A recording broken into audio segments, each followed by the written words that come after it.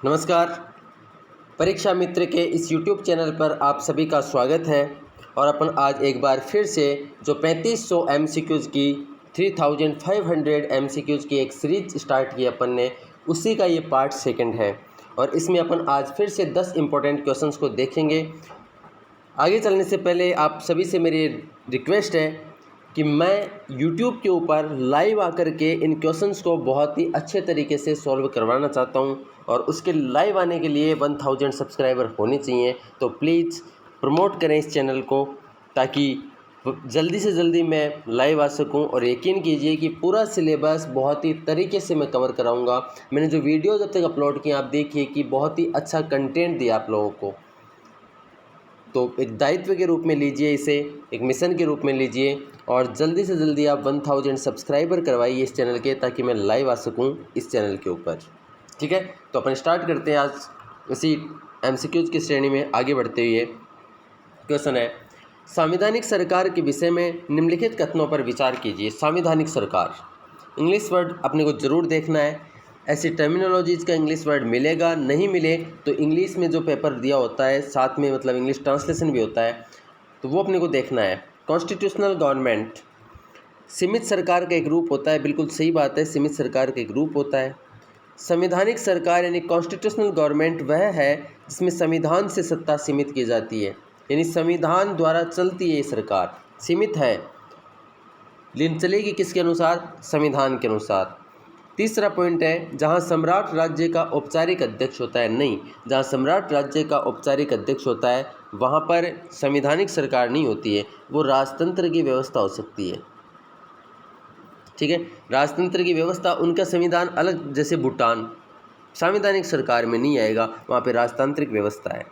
या औपचारिक अध्यक्ष होता है, वो संसदीय व्यवस्था हो सकती है। संसदीय व्यवस्था में भी एक औपचारिक अध्यक्ष होता है, सम्राट हो सकता है। तो ये गलत है 3 नंबर। चौथा पॉइंट है, वह है जहां संविधान और विधि सत्ता को सीमित और अभिपुष्ट करते हैं, यानी कानून और संविधान के द्वारा जो सत्ता होती है वो सीमित होती है। तो ये सही है, यानी 1, 2, 4 इसका राइट आंसर है, और 1, 2, 4 का मतलब है ए इसका सही आंसर है।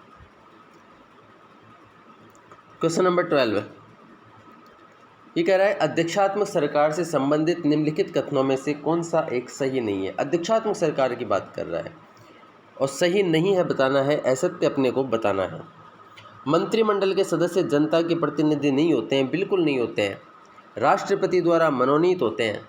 मंत्रिमंडल के सदस्य जनता के प्रतिनिधि नहीं होते हैं, ये विशेषता होती है संसदीय शासन प्रणालियों की विशेषता होती है, अध्यक्षात्मक शासन प्रणालियों की विशेषता नहीं होती है। यहीं पर ये स्टेटमेंट गलत, मतलब अध्यक्षात्मक प्रणाली का नहीं है, ये संस्थात्मक व्यवस्था का लक्षण होता है। ठीक है, तो अध्यक्षात्मक सरकार में जनता के प्रतिनिधि नहीं होते हैं। मंत्रिमंडल के सदस्य अपने सभी कार्यों के लिए राष्ट्रपति के प्रति उत्तरदायी होते हैं। बिल्कुल सही बात है, राष्ट्रपति मनोनीत करता है और राष्ट्रपति के प्रति उत्तरदायी होते हैं, और विधायिका के सदस्य नहीं होते हैं। विधायिका ही वास्तविक कार्यकारिणी होती है।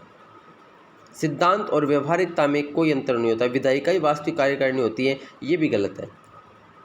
ठीक है, विधायिका कार्यकारिणी नहीं होती है, बल्कि यहाँ तो शक्ति पृथक्करण पाया जाता है। अध्यक्षात्मक शासन व्यवस्था का लक्षण होता है शक्ति पृथक्करण, यानी कार्यपालिका, विधायिका, न्यायपालिका तीनों अलग अलग होती हैं। सिद्धांत और व्यवहारिकता में कोई अंतर नहीं पाया जाता, ये सही है। अपने को बताना था सही नहीं है। तो जनता के प्रतिनिधि नहीं होते हैं, ये भी सही है। मंत्रिमंडल के सदस्य सभी कार्यों के लिए राष्ट्रपति के प्रति उत्तरदायी होते हैं, ये भी सही है। विधायिका ही वास्तविक कार्यकारिणी है, नहीं, तो इसका आंसर सी हो गया, 12 का आंसर है सी। ठीक है, अब देखो अपने साथ में ऐसा नहीं है कि मैं आंसर की लेकर के बैठता हूँ, अपन यहाँ डिस्कस करते हैं और उसके बाद में सही आंसर क्या निकलेगा वही आंसर देंगे अपन। ठीक है, नेक्स्ट क्वेश्चन, अधिकारी वर्ग के एक समूह में, अधिकारी वर्ग के एक समूह में, यानी ये बात कर रहा है नौकरशाही की, ब्यूरोक्रेसी की बात कर रहा है। एक समूह है अधिकारी वर्ग का, में सरकार की सभी शक्तियों के केंद्रीकरण के कारणवश एक राज्य परिसंघ राज्य से ज़्यादा शक्तिशाली होता है। जो एकात्मक राज्य है ये संघात्मक राज्य से ज़्यादा शक्तिशाली होता है, क्योंकि सरकार की सभी शक्तियों का केंद्रीकरण एक अधिकारी वर्ग समूह में होता है। इसलिए एक राज्य में अधिकार और उत्तरदायित्व में विरोध नहीं होता है, ये इसका राइट आंसर है।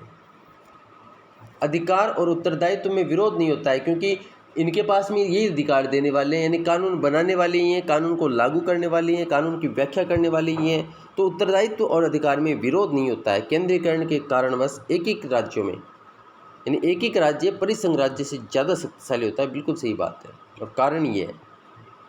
ठीक है, ये इसका सही आंसर है। यहाँ पे एक चीज़ और बताना चाहूँगा मैं, अपने दबाव समूह जो होते हैं उसमें एक प्रकार होता है संस्थागत दबाव समूह। और ये जो संस्थागत दबाव समूह है, ये नौकरशाही और सेना के जो दबाव समूह है, संस्थागत दबाव समूह कहलाते हैं। यानी अधिकारी वर्गों का जो दबाव समूह होता है ना, यहाँ पर ये एक प्रकार का संस्थागत दबाव समूह है यहाँ पर। ठीक है ना। नेक्स्ट क्वेश्चन 14, निम्न में से कौन एक विधि के शासन से घनिष्ठ संबंध रखता है?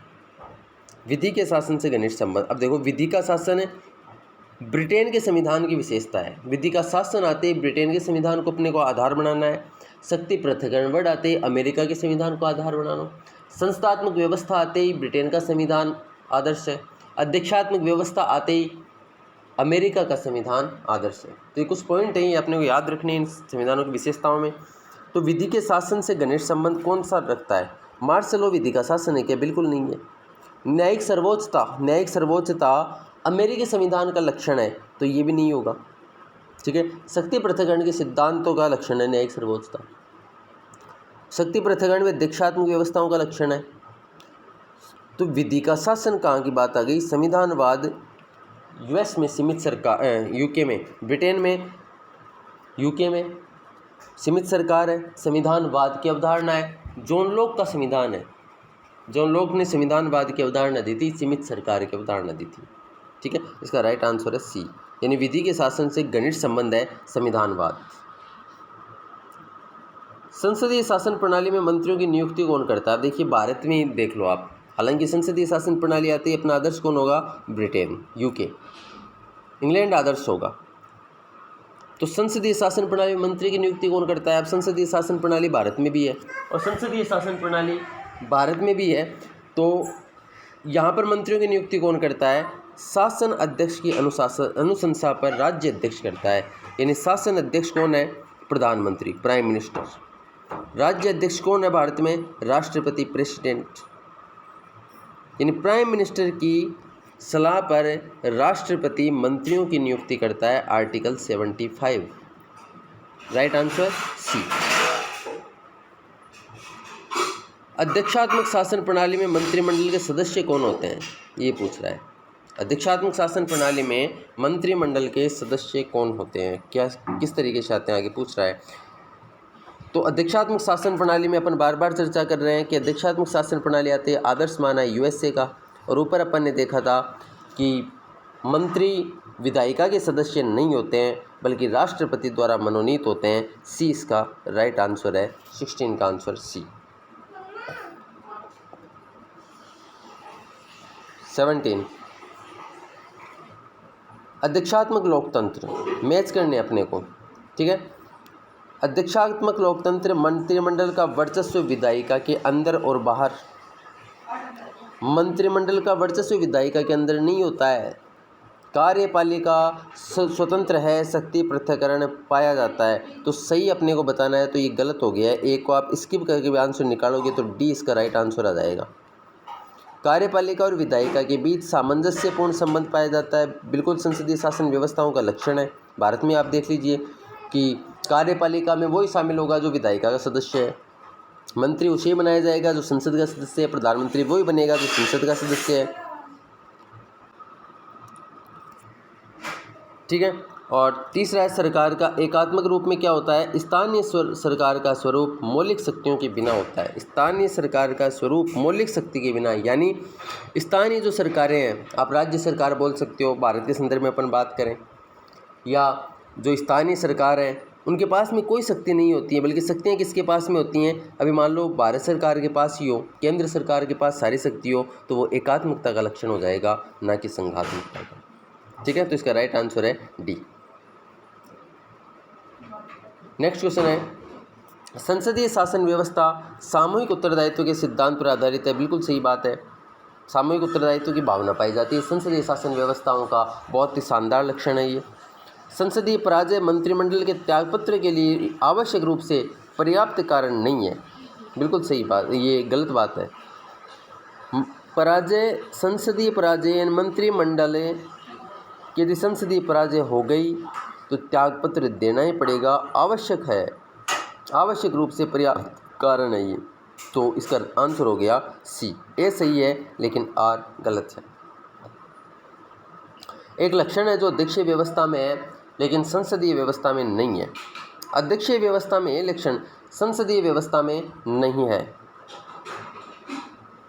एक लक्षण जो अध्यक्षात्मक व्यवस्था में संसदीय व्यवस्था में नहीं है, वो अपने को बताना है। वास्तविक और नाममात्र की कार्यपालिका में भेद होता है संसदीय व्यवस्थाओं में, अध्यक्षात्मक व्यवस्था में नहीं होता है। नियत कार्यकाल अध्यक्षीय शासन व्यवस्थाओं की विशेषता है और अपने को वही बताना है जो अध्यक्षीय व्यवस्था में संसदीय में नहीं है। तो नियत कार्यकाल संसदीय व्यवस्थाओं में नहीं होता है, बी इसका आंसर आ गया। आगे के पॉइंट भी पढ़ते हैं। विधानमंडल के सदस्यों में कार्यपालिका का गठन, बिल्कुल सही, संसदीय शासन व्यवस्थाओं का लक्षण है ये। कार्यपालिका का विधानमंडल के प्रति उत्तरदायित्व होना, ये भी अध्यक्षीय जो संस्थात्मक व्यवस्था है उनका लक्षण है। इसका राइट आंसर है बी। बी इसका सही आंसर है।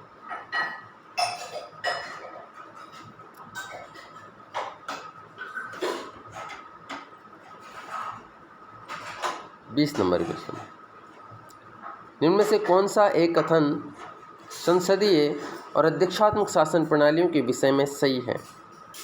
दोनों में ही कार्यकारिणी विधायिका के प्रति उत्तरदायी होती है। दोनों में संसदीय सही है, दोनों में ना, दोनों में ही कार्यकारिणी विधायिका के प्रति उत्तरदायी होती है। नहीं, विधायिका के प्रति उत्तरदायी तो संसदीय शासन प्रणाली में होता है, अध्यक्षात्मक प्रणाली में नहीं होता है।